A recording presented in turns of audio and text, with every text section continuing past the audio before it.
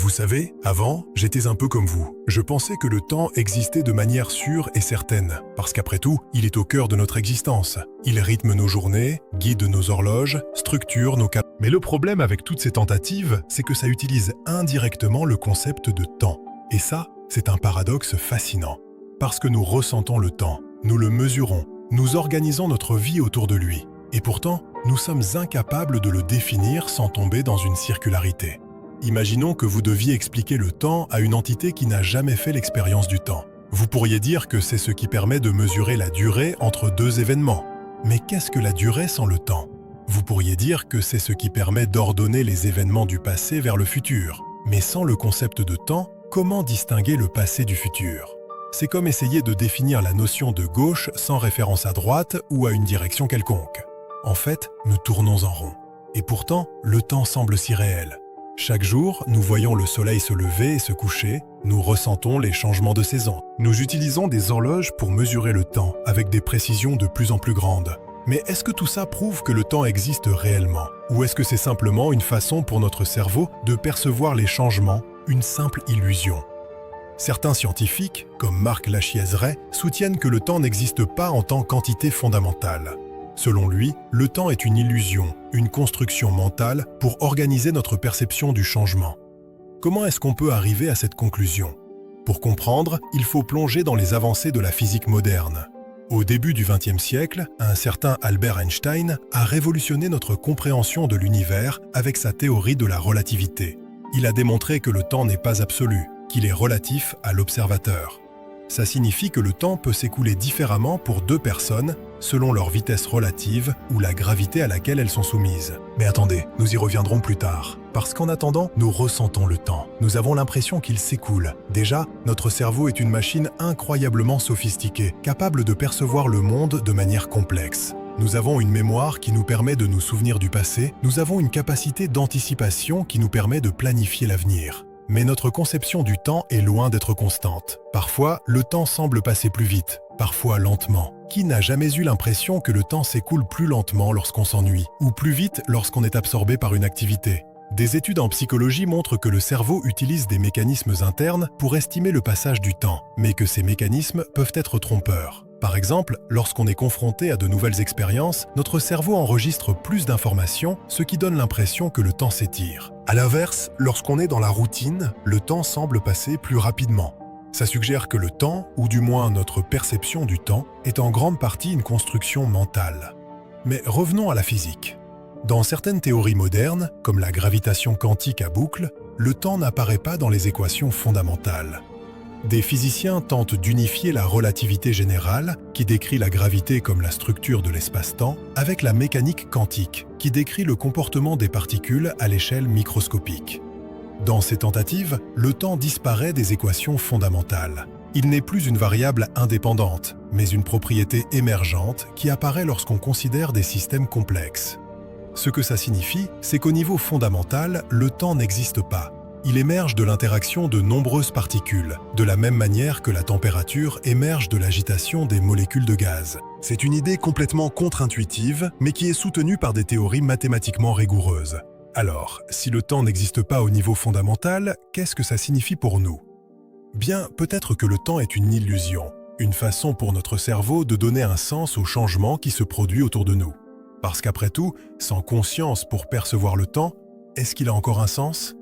Certains philosophes soutiennent que le temps est une création de l'esprit humain, une façon de structurer notre expérience du monde. D'autres pensent que le temps est une dimension réelle, comme l'espace, qui existe indépendamment de notre perception.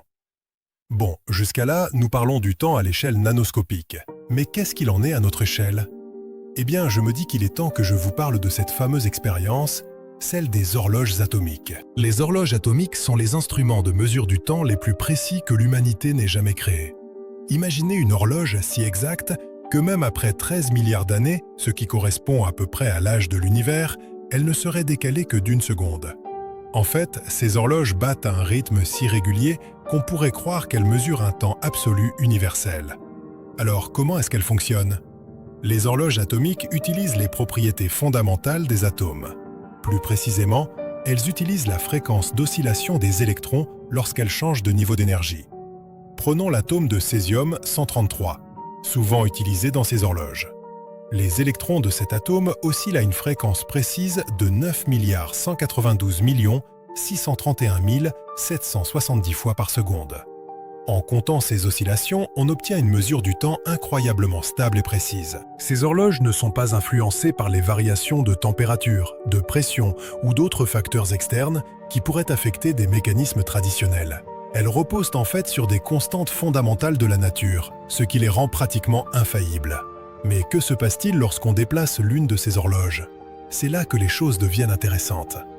Imaginons que nous ayons deux horloges atomiques parfaitement synchronisées. Tant qu'elles restent côte à côte, elles affichent toujours la même heure. Mais si nous prenons l'une de ces horloges et que nous la déplaçons, même simplement en montant à l'étage supérieur, eh bien, quelque chose de surprenant se produit.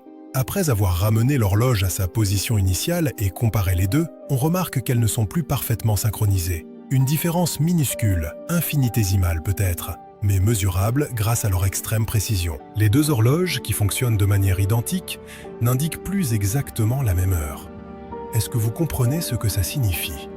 Si le temps existait de manière universelle et absolue, comme une toile de fond immuable sur laquelle se déroulent tous les événements de l'univers, alors ces deux horloges, aussi parfaites soient-elles, devraient toujours rester synchronisées, et ce, peu importe où elles se trouvent et comment elles se déplacent.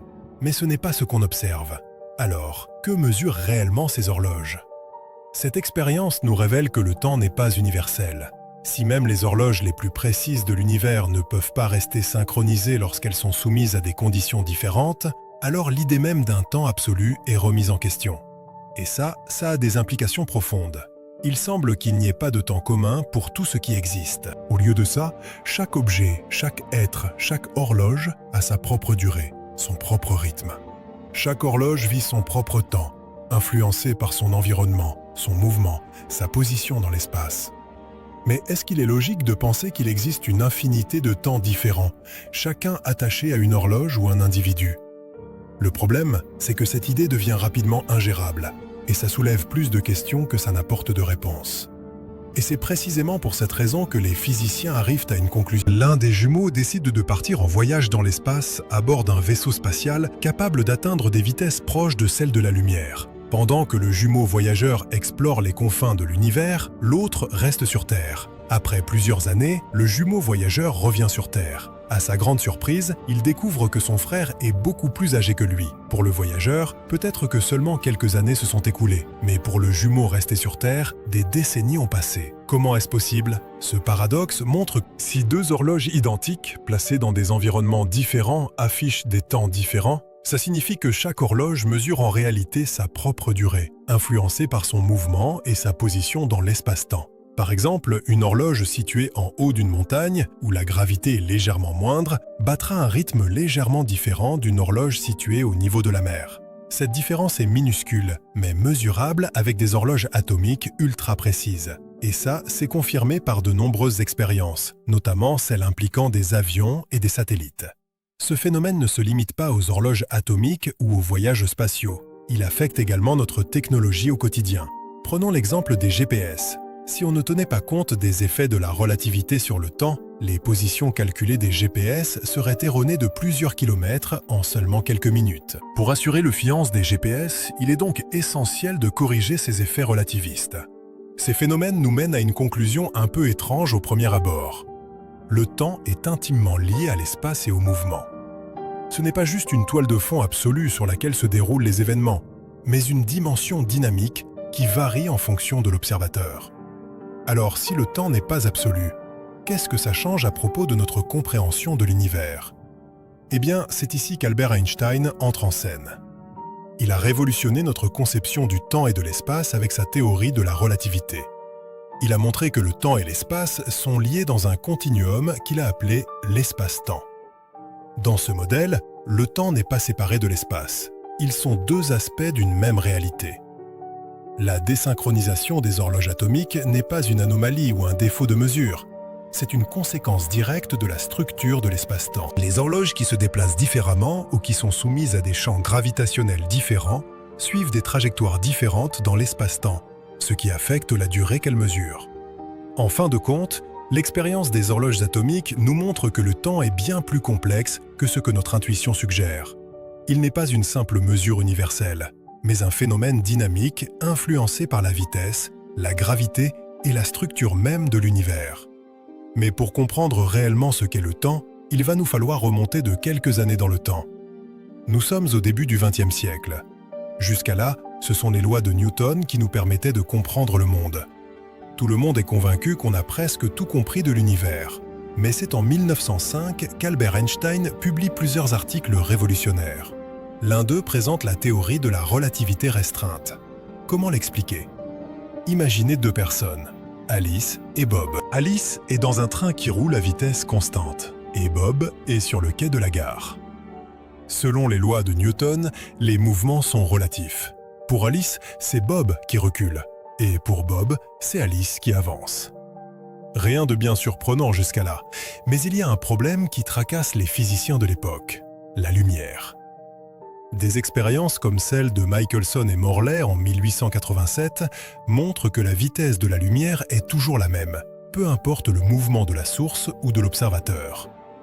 Et ça paraît rien, mais ce petit détail change absolument tout ce qu'on pensait savoir de l'univers. Si vous lancez une balle dans un train en marche, sa vitesse s'ajoute à celle du train. Mais pour la lumière, ça ne marche pas comme ça. Einstein a décidé de prendre ce résultat au sérieux. Il pose deux postulats simples, mais révolutionnaires. Premièrement, la vitesse de la lumière dans le vide est constante, environ 300 000 km par seconde, et ce pour tous les observateurs, peu importe leur mouvement. Deuxièmement, les lois de la physique sont les mêmes dans tous les référentiels inertiels, c'est-à-dire pour tous les observateurs qui ne sont pas soumis à des accélérations. Mais ces deux idées mises ensemble créent un paradoxe avec notre intuition du temps et de l'espace. Si la vitesse de la lumière est toujours la même pour tout le monde, alors le temps et l'espace doivent se comporter d'une manière qu'on n'avait jamais imaginée. Einstein a réalisé que pour que tout ça tienne debout, il fallait repenser complètement notre conception du temps et de l'espace. Il a découvert que le temps n'est pas une valeur absolue universelle qui s'écoule de la même manière pour tout le monde. Le temps est plutôt relatif. Il dépend de la vitesse à laquelle vous vous déplacez. C'est ce qu'on appelle la dilatation du temps. Plus vous vous déplacez vite, plus le temps ralentit pour vous, par rapport à quelqu'un qui reste immobile. Imaginez que vous voyagez dans une fusée à une vitesse proche de celle de la lumière. Pour vous, tout semble normal. Votre montre bat à un rythme habituel. Mais si vous revenez sur Terre après ce voyage, vous découvrirez que plus de temps s'est écoulé sur Terre que pour vous. Autrement dit, vous avez vieilli moins vite. Mais ce n'est pas tout. Einstein a découvert aussi que les objets en mouvement se contractent dans la direction du mouvement. C'est ce qu'on appelle la contraction des longueurs. À des vitesses très élevées, proches de celles de la lumière, un vaisseau spatial apparaît raccourci dans la direction de son déplacement pour un observateur extérieur. Encore une fois, c'est contre-intuitif, mais c'est une conséquence directe du postulat d'Einstein. Mais maintenant, nous allons parler d'un concept encore plus profond. L'espace-temps. Einstein a réalisé que le temps et l'espace sont intimement liés. Ce ne sont pas des entités séparées, mais deux faces d'une même réalité. Ce n'est pas tout à fait exact, mais on peut voir ça comme une grande toile flexible. Les objets massifs, comme les planètes et les étoiles, déforment cette toile. C'est cette déformation qui crée ce que nous percevons comme la gravité, un peu comme si vous posiez une boule lourde sur un trampoline. La toile s'enfonce autour de la boule, et une bille que vous lancez sur le trampoline va rouler vers la boule plus lourde, non pas parce qu'elle est attirée, mais parce que le sol s'est déformé. Et le temps dans tout ça? Eh bien, Einstein a démontré que le temps est affecté par la gravité. Plus un objet est soumis à une gravité intense, plus le temps ralentit pour lui. C'est ce qu'on appelle la dilatation gravitationnelle du temps. Par exemple, le temps s'écoule légèrement plus lentement au niveau de la mer qu'au sommet d'une montagne. C'est infime, mais mesurable, avec des horloges atomiques ultra précises. Et ce n'est pas juste de la théorie. Les horloges à bord des satellites avancent d'environ 38 microsecondes par jour par rapport aux horloges au sol. Si on ne corrigeait pas cet écart, les GPS accumuleraient des erreurs de plusieurs kilomètres par jour. Bon, tout ça c'est bien, mais qu'est-ce que ça implique pour nous ? D'abord, ça remet en question notre conception intuitive du temps comme celle d'une constante universelle. Le temps n'est pas une rivière qui s'écoule uniformément pour tout le monde, mais un phénomène dynamique qui peut varier d'un endroit à l'autre, d'un observateur à l'autre. Ensuite, ça a des conséquences sur notre compréhension profonde de l'univers. Par exemple, ça signifie que des événements qui semblent simultanés pour un observateur ne le sont pas nécessairement pour un autre.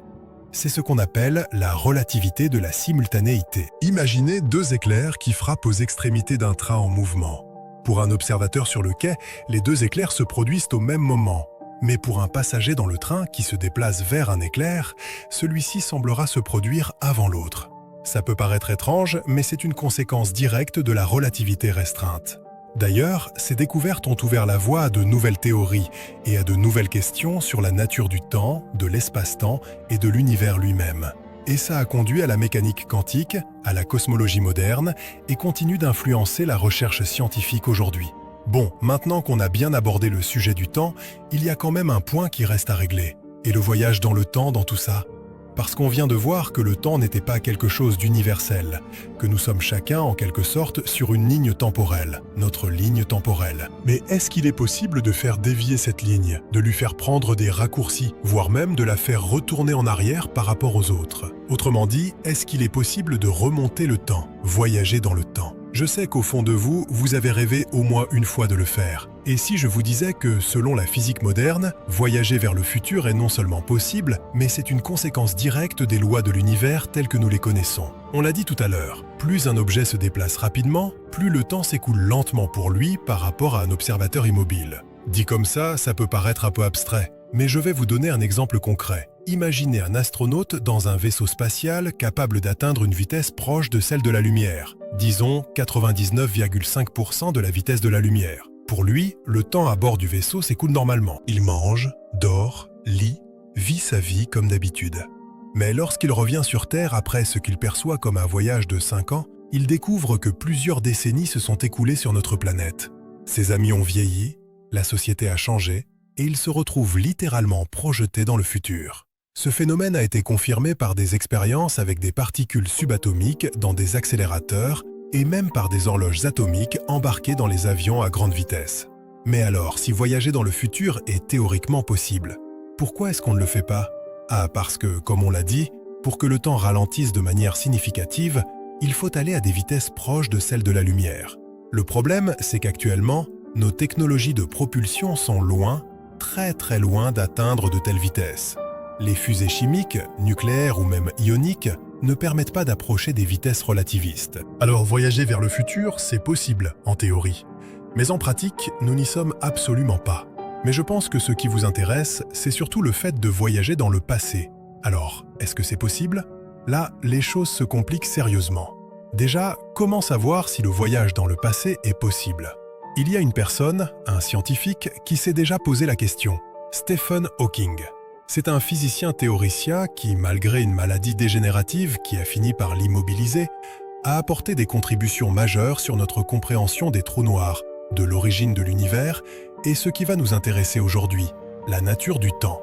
En 2009, Hawking a conçu une expérience pour tester la possibilité du voyage vers le passé. Il a organisé une fête dans une salle de l'université de Cambridge le 28 juin 2009 à 12 heures précises. La salle était préparée avec soin. Il y avait des décorations, du champagne, des amuse-bouches et une grande banderole avec marqué « Bienvenue voyageurs du temps ». Ah oui, et il y a un petit détail important. Les invitations à cette fête n'ont été envoyées qu'après la date de l'événement. Hawking a publié les invitations dans des journaux et sur Internet le lendemain de la fête. L'idée était simple. Si dans le futur le voyage dans le temps devenait possible, alors les voyageurs du temps pourraient revenir à cette date pour assister à la fête. Mais le jour de la fête, Hawking a attendu patiemment. Des coupes de champagne prêtes, mais personne ne s'est présenté. La salle est restée vide, à l'exception de Hawking lui-même. Cet échec apparent l'a conduit à conclure que le voyage dans le temps vers le passé était probablement impossible. Mais qu'est-ce qu'on peut tirer de cette expérience ? Eh bien, plusieurs choses. D'abord, que le voyage dans le temps vers le passé n'est peut-être pas possible. En tout cas, on n'en a aucune preuve. Ensuite, les voyageurs du futur pourraient choisir de tout simplement ne pas se révéler, pour éviter de créer des paradoxes ou d'altérer la chronologie. Enfin, il y a l'idée que le voyage dans le temps ne permettrait pas d'aller avant la création de la première machine à voyager dans le temps. Ce serait un petit peu comme la sauvegarde d'un jeu vidéo. On peut remonter dans le temps du jeu en rechargeant une sauvegarde, mais on ne peut pas remonter avant la première sauvegarde. En gros, si une telle machine était inventée en 2100, il ne serait peut-être pas possible de voyager avant cette date. Après cette expérience, Hawking a formulé la conjecture de protection chronologique. Selon cette hypothèse, les lois fondamentales de la physique empêchent la formation de boucles temporelles fermées et donc de voyage dans le passé. Hawking suggère que des effets quantiques, tels que les fluctuations du vide quantique, interviendraient pour empêcher la formation de ces boucles temporelles dès qu'elles commenceraient à se former. Ces effets rendraient l'espace-temps instable dans ces conditions, empêchant le voyage dans le passé. La causalité, c'est-à-dire le principe selon lequel une cause précède toujours son effet, est un pilier fondamental de notre compréhension de l'univers. Permettre le voyage dans le passé pourrait entraîner des paradoxes, comme le fameux paradoxe du grand-père, où un voyageur remonte dans le temps pour empêcher la naissance de son propre grand-père, créant une contradiction insurmontable. La conjecture de Hawking propose que l'univers protège naturellement la causalité, évitant tout paradoxe. Certains physiciens, comme Kip Thorne, ont exploré théoriquement le voyage dans le temps via des trous de verre, des tunnels reliant deux points distants de l'espace-temps. Thorne a montré que sous certaines conditions, un trou de verre traversable pourrait permettre de voyager dans le passé. Par contre, la plupart des théoriciens reconnaissent que les limitations imposées par la physique quantique rendent ces scénarios hautement spéculatifs et probablement impossibles à réaliser. Quoi qu'il en soit, le temps est au cœur de notre existence. Pourtant, on ne réalise pas toujours à quel point la véritable nature du temps bouleverse tout ce qu'on pense savoir. Comprendre le temps, c'est peut-être saisir l'un des mystères les plus profonds de l'univers, et ça pourrait changer absolument tout. Imaginez un instant que le temps soit comme un livre où chaque page représente un moment précis. Selon la théorie de l'univers bloc, le passé, le présent et le futur coexistent simultanément, comme les pages déjà écrites d'un roman. Et en fait, nous ne ferions que tourner ces pages, croyant que l'histoire se déroule au fur et à mesure, alors qu'en réalité, chaque événement est déjà fixé, immuable. Dans cette conception, notre avenir serait déjà écrit et notre libre arbitre deviendrait une illusion. Nous serions simplement des personnages suivant un script préétabli, incapables de dévier du chemin tracé. Mais si tout est déjà écrit, quels sens ont nos choix, nos espoirs, nos rêves ? Heureusement pour nous, cette théorie ne correspond pas à ce qu'on observe dans l'univers. Selon la théorie de la relativité, le temps n'est pas une dimension figée où tout coexiste simultanément, mais une propriété dynamique de l'espace qui dépend de l'observateur. Le temps est relatif, influencé par la vitesse et la gravité. Chacun de nous trace sa propre trajectoire dans l'espace-temps, façonnée par nos mouvements, nos choix, notre environnement. Cependant, cette vision des choses n'est peut-être pas si joyeuse que ça. Si nos expériences du temps sont uniques, si notre perception du passé, du présent et du futur n'est propre qu'à nous et à nous seuls, alors ça veut dire que, d'une certaine manière, nous vivons chacun seul dans notre petite ligne d'univers.